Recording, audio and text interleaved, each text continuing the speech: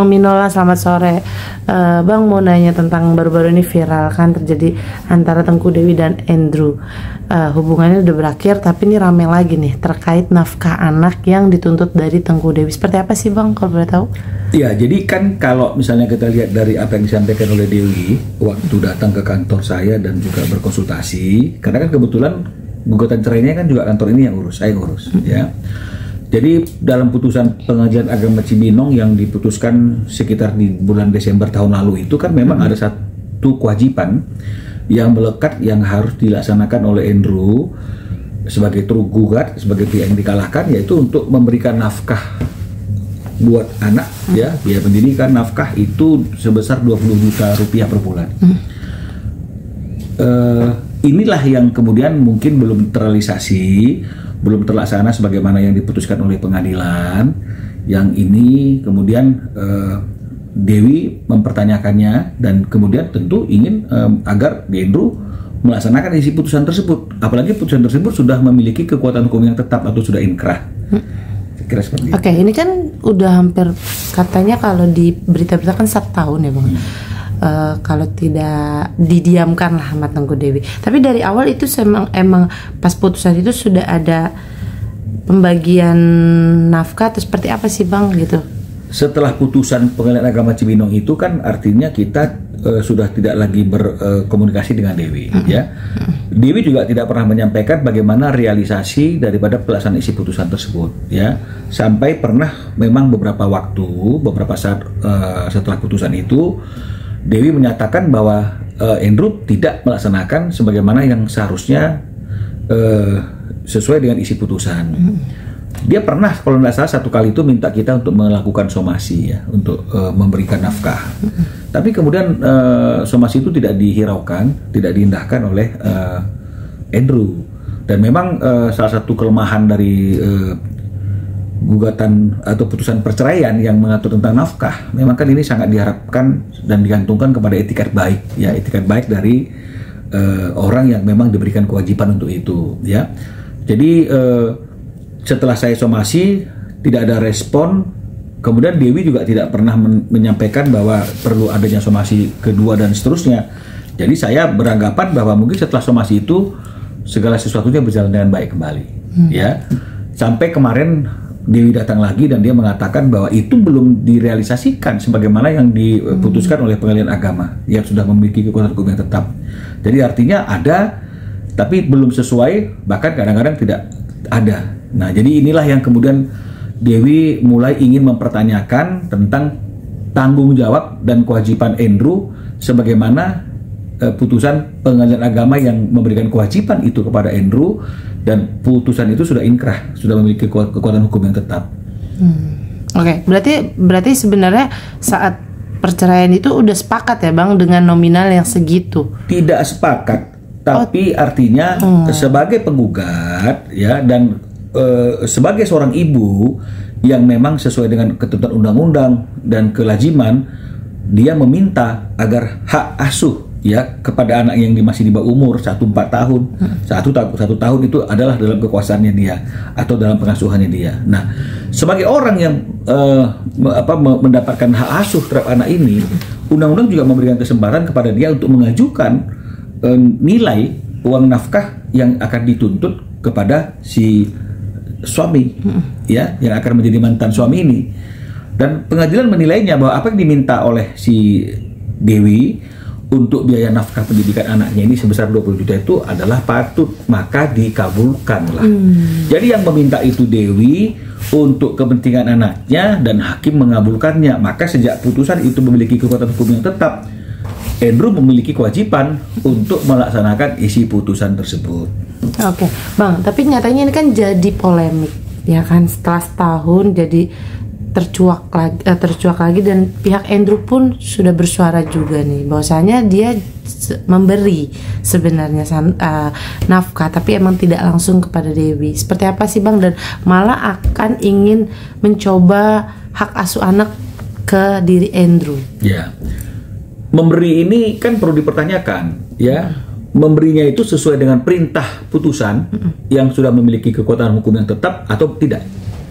Ya, karena kalau dia memberi, tapi memberinya itu sesuai dengan seleranya, sesuai dengan apa yang dia anggap pantas, ini kan sama saja bahwa yang dia lakukan itu tidak sesuai dengan perintah putusan pengadilan yang sudah memiliki kekuatan hukum yang tetap. Nggak benar juga, kan begitu, ya. Nah, lalu kepada siapa diberikan? Ya tentu diberikan kepada ibunya, ya, karena ibunya lah yang meminta adanya uang nafkah untuk anak sebesar 20 juta itu, dan hakim mengabulkannya. Karena anak di bawah umur 4 tahun, 1 tahun, nggak ngerti uang. Dan memang dalam gugatan itu yang meminta agar dibebankan untuk menyerahkan biaya nafkah itu adalah ibunya. Jadi tentu harus diserahkan kepada ibunya, karena anak di bawah umur kan juga nggak mengerti uang dan nggak mungkin bisa mengelola keuangan. Jadi kalau misalnya dipertanyakan kepada siapa, ya harusnya kepada ibunya. Yang minta kan ibunya, bukan anaknya. Gugatan itu yang nyusun ibunya. Maka harusnya tidak perlu kita menafsirkan siapa-siapa, ya diberikan kepada ibunya. Masa diberikan kepada anak kecil? Masa diberikan langsung kepada ininya gitu loh. Karena di perintah pengadilan kan mengabulkan permintaan uang nafkah dari permintaan dari siapa? Dari penggugat. Penggugat itu siapa? Ibunya, Dewi. Ya serahkan ke Dewi. Jangan diserahkan ke orang-orang lain, meskipun dia ada korelasinya dengan kepentingan anak, tapi kan itu nggak tepat. Karena perintah pengadilan mengatakan mengabulkan permintaan penggugat. Siapa penggugatnya? Dewi. Uang senilai berapa? 20 juta. Untuk apa? Biaya anak, serahkan. Nah, jadi jangan kita melaksanakan seperti apa yang kita mau, yang kita anggap benar, yang kita bisa. Nggak bisa seperti itu, karena putusan itu kan harus ditaati. Karena ketika tidak ditaati, maka yang tidak dihormati, yang tidak dihargai kan adalah lembaga yang mengeluarkan putusan tersebut, yaitu peradilan. Oke, Bang. Tapi Andrew bilang tidak bisa berkomunikasi dengan Dewi langsung. Kan Dewinya juga sudah memblokir semua akses komunikasi. Ini seperti apa sih, Bang? Kalau masalah memblokir ini saya tidak pernah diinformasikan. Cuma dari beberapa tayangan saya melihat bahwa yang memblokir pertama kali kan adalah Andrew. Jadi saya tidak tahu siapa yang pertama memblokir, tapi kalau menurut ceritanya si Dewi kan memang setelah mereka itu berpisah, ada putusan perceraian. Kalau bicara mengenai masalah anak kan Andrew diberikan hak yang seluas-luasnya, dan komunikasinya tentu dengan babysitternya, kan gitu. Karena babysitternya lah yang dipercaya untuk mengurus anak ini, kan begitu ya. Bukan mengurus, yang mendampingi anak ini, kan begitu. Nah, jadi komunikasi Andrew dengan babysitter. Jadi kalau mau ketemu semua segala macam melalui babysitter, kemudian Dewi mengizinkan, kan begitu. Nah, cuma memang kalau misalnya kemudian sekarang ini tidak lagi berkomunikasi, ini kan bicara masalah versi ya kan. Kalau versinya si Dewi kan Andrew-nya yang memblok WA, telepon dari si babysitter, ya bagaimana mau berkomunikasi? Jadi jangan kemudian kita menganggap bahwa itu menjadi sesuatu, saya nggak boleh berkomunikasi loh. Selama ini kan diberikan kok banyak postingan-postingan dia jalan-jalan sama anaknya, kan gitu ya, ke kebun binatang atau mana, kan artinya kan ada itu. Nah, kalau tiba-tiba nggak ada, ini kan perlu dipertanyakan. Pasti ada penyebabnya, karena nggak mungkin ada asap kalau nggak ada api. Betul. Ya, Bang. Ini kan akhirnya Dewi membuat langkah baru lagi ya kan, untuk memenuhi hak nafkah anaknya. Ya. Langkah selanjutnya apa sih, Bang, kalau jika memang dari Andrew sendiri? Ya, jadi kita sudah melakukan langkah. Karena kan artinya itu kan somasi dari kantor hukum, dari kuasa hukumnya Dewi kan sudah dilakukan, tapi tidak diindahkan, ya. Jadi makanya kita datang ke Pengadilan Agama, ya, ke Pengadilan Agama Cibinong, agar meminta Cibinong lah, Pengadilan Agama lah yang memberikan teguran, ya, kepada Andrew atas kealpaannya untuk melaksanakan isi putusan yang sudah memiliki kekuatan hukum yang tetap.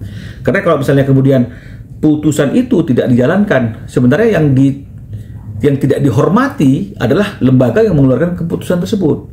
Jadi oleh karena itu memang mekanisme hukum juga memberikan satu cara atau satu langkah jalan agar kita meminta pengadilan agama untuk melakukan, atau pengadilan untuk melakukan teguran, agar orang yang diberikan kewajiban itu sesuai dengan putusan yang sudah inkrah ini, yang sudah memiliki kekuatan hukum yang tetap ini, dengan sukarela melaksanakan isi putusan tersebut.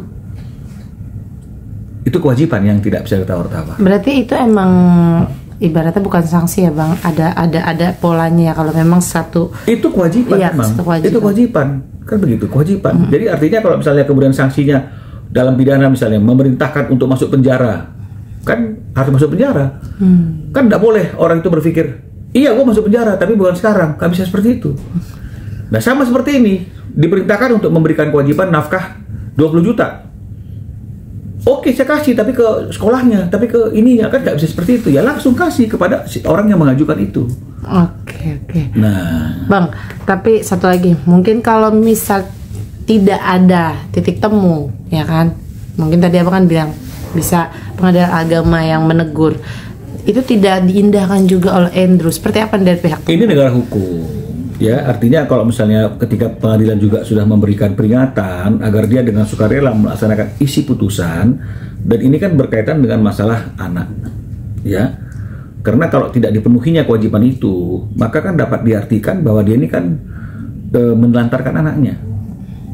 Kan artinya kan nggak ada mantan anak. Jadi walaupun anak itu ada dimanapun, di dalam pengasuhan ibunya atau dimanapun, kewajiban orang tua untuk menafkahinya. Apalagi kita sebagai seorang ayah, kewajiban kita untuk menafkahinya. Jadi kalau misalnya kemudian kita menafkahinya sesuai dengan selera kita, bukan sebagaimana yang seharusnya dan sepatutnya, ya, artinya kan kita akan abai dengan kepentingan, dengan kebutuhan anak tersebut, dan ini juga bisa dikategorikan sebagai salah satu bentuk penelantaran, ya, karena artinya kita tidak melakukan kewajiban kita kepada ini anak. Dan ketika karena anak ini masih di bawah umur 4 tahun dan 1 tahun, tentu ya ibunya yang mewakili anak-anak ini untuk meminta haknya. Kan begitu kira-kira intinya, ya. Jadi intinya mungkin abang dari pihak Dewi ada pesan gak sih untuk Andrew sekarang kan? Ya, pesannya gimana ya? Artinya sudah mulai tidak usah berpolemik lagi, ya, tidak usah ke belakang lagi, karena semua ini kan sudah berlalu. Yang ada di depan mata ini kan adalah sebuah putusan yang harus dihormati, harus dijalankan, harus dilaksanakan. Ketika putusan itu mengatakan bahwa kita memiliki kewajiban untuk menyerahkan biaya anak-anak sebesar 20 juta, serahkan. Ya, ketika putusan juga sudah memberikan hak asuh kepada anak di bawah umur kepada ibunya, hormati. Jadi kalau misalnya kemudian kita melakukan itu, pasti akan nggak ada konflik lagi, nggak akan ada polemik lagi, kan begitu. Nah, sekaligus tentunya kita juga harus menjaga sikap ketika bersama-sama dengan anak-anak. Jangan juga anak kita yang di bawah umur ini, kalau menurut Dewi, melihat sesuatu yang menjadi pertanyaan bagi anak-anak ini, gitu ya, menjadi suatu kebingungan bagi anak-anak ini, ya, karena kalau misalnya kemudian kita tidak menjaga itu semuanya, dia masih anak di bawah umur, dia belum tahu apa yang terjadi dengan perpisahan orang tuanya, dan dia akan menjadi heran ketika dia melihat ayahnya dekat dengan orang lain. Kenapa bukan mama saya, kan begitu. Nah, ini anak di bawah umur ini yang 4 tahun, 1 tahun ini nggak mungkin dikasih pemahaman. Jadi oleh karena itu jangan bikin anak kita bingung sehingga akhirnya dia jadi kacau mentalnya. Jadi artinya sepanjang itu dijaga, ya, porsi untuk anak ya kasih ke anak, porsi untuk kepada pasangan kita yang sekarang dikasih kepada pasangan kita yang sekarang, kan begitu ya, dibagi-bagi porsi-porsinya dengan fair. Saya kira semuanya tidak akan terjadi masalah. Saya kira seperti itu. Oke, terima kasih Bang.